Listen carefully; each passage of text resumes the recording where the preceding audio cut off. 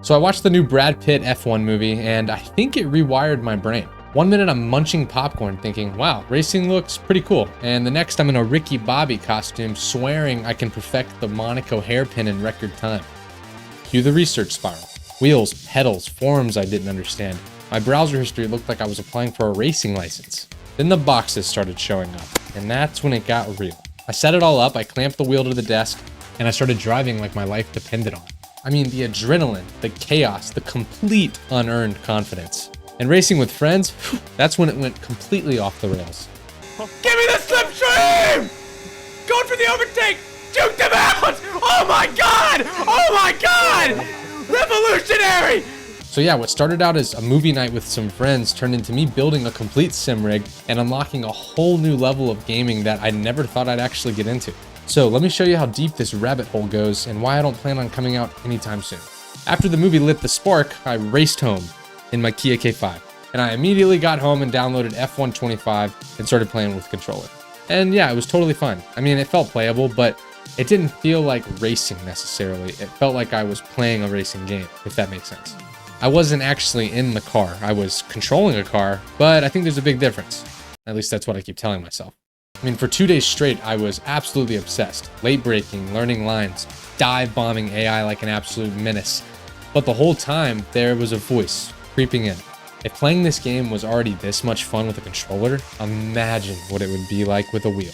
I start researching sim gear. Suddenly I'm learning words like force feedback, load cell pedals, and direct drive. Forums, comparison videos, Reddit threads that read like engineering manuals. It got pretty serious pretty fast. Then I found the Moza R5 bundle. Pretty sleek, pretty responsive, not a bad price, and everyone online seemed to agree that it was a very good beginner intermediate sim racing setup. And when that box showed up, it was game over. Unboxing it felt like I just won a podium. Screws, cables, mounting plates. I mean, I was treating it like I was assembling an actual F1 car.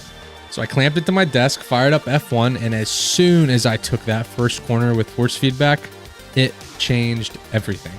Now I could feel the grip, the understeer, the weight shift mid-corner. I mean, it wasn't just visual anymore. My hands were actually doing the driving. So from that moment on, the controller was officially retired, permanently benched. I had made the crossover.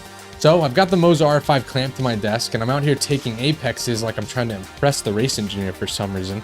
I mean, it just felt incredible. The tight turns, the throttle control, every bump on the road was buzzing through the wheel like I was physically in the car. I spent hours racing like that, literal hours. And then I realized it was 2 a.m.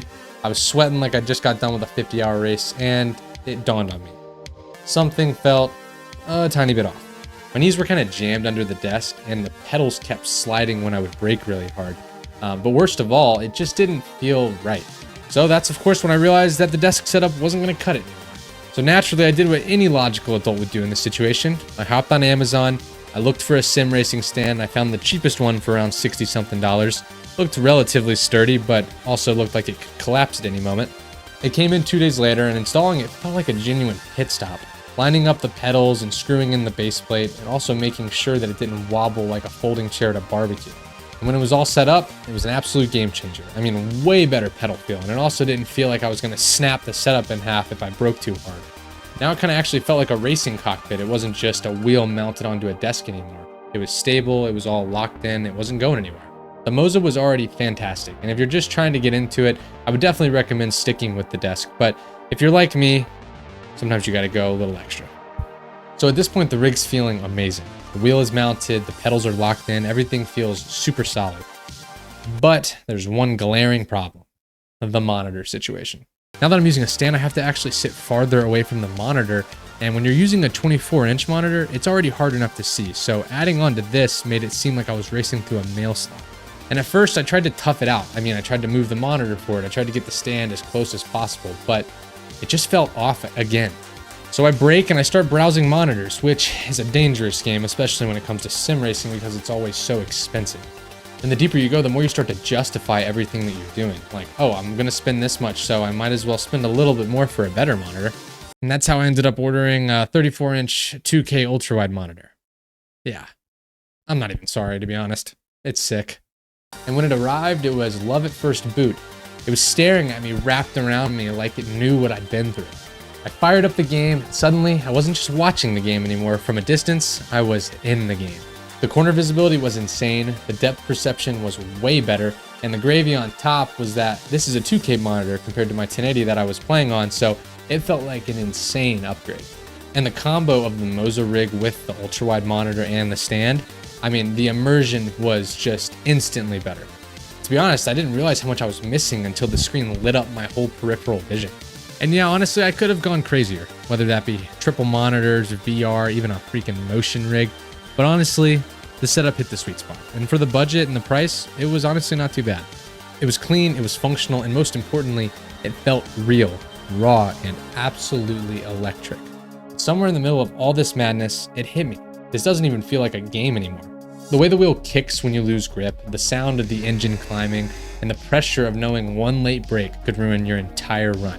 I mean, it's wild how real it feels. You start treating corners like puzzles, you start sweating a lot, and you just start caring more.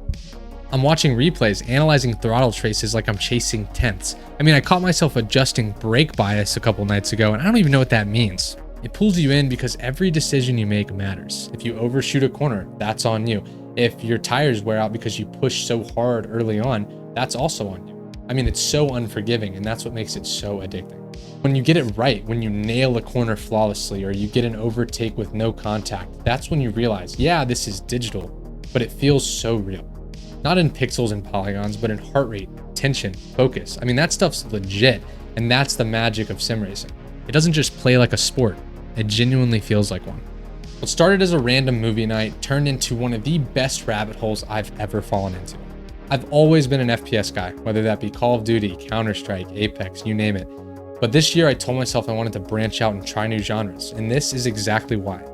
And that mindset led me to games like Kingdom Come Deliverance 2 and Project Zomboid, which I've already made videos about.